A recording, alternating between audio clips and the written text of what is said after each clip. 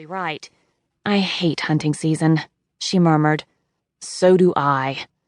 The vehemence in his voice made her glance up at him. Once she got past the hypnotic depths of his eyes, she saw the anguish etching lines around his mouth.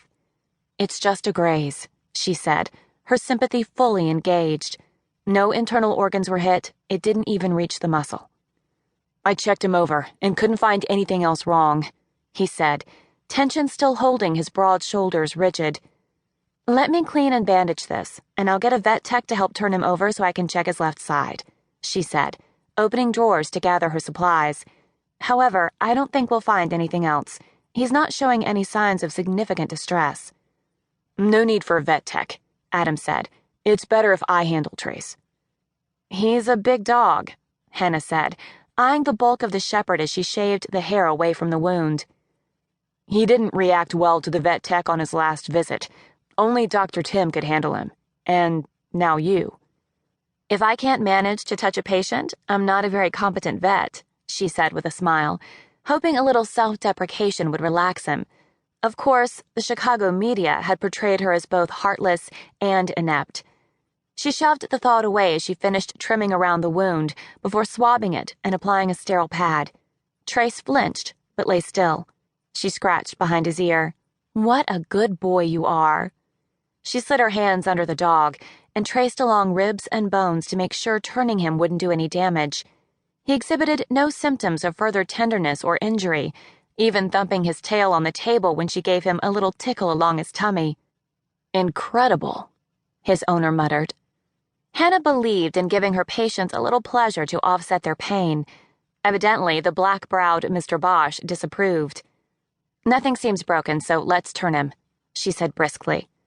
As the two of them gently rolled the dog over, their heads came within a few inches of each other, and an intriguing aroma of spices filled her nostrils.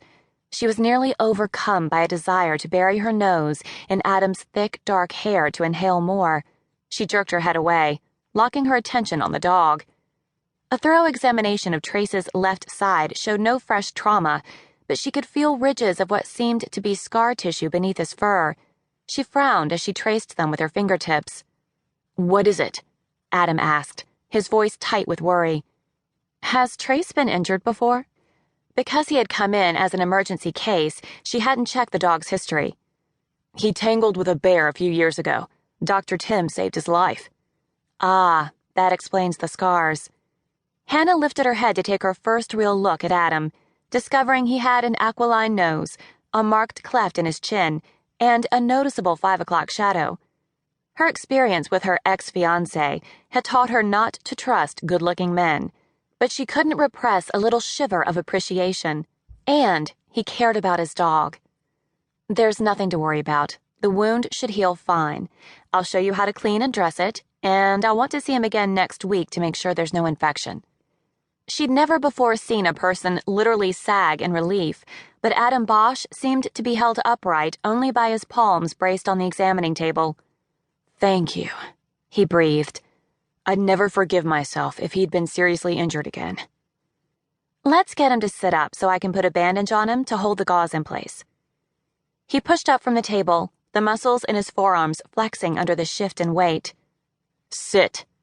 The note of authority in Adam's voice sent another zing of surprise through her. He sounded like a man accustomed to being obeyed. Trace came to a sitting position instantly. Good dog, Adam said, as the dog kept his gaze on his master, ears alert and upright. He's well trained, Hannah said, winding a bright green bandage around the dog's chest and front legs. I claim no credit. As a former police dog, he's used to taking orders, Adam said. Hannah made the mistake of glancing up from her task and was ensnared by the charm of his smile. It emphasized the full curve of his lower lip while giving the corners of his eyes appealing crinkles. He was a shockingly attractive man. She jerked her gaze back to her patient, who sat like a statue on the table as she wrapped him in fabric. You are such a sweetheart, she said, unable to resist rubbing her cheek against Trace's gleaming head as she scratched under his chin. He gave her a wet, doggy kiss. Unbelievable, Adam said. Annoyed at his repeated comments on her bedside manner, Hannah gave him a cool look. Do you have a problem with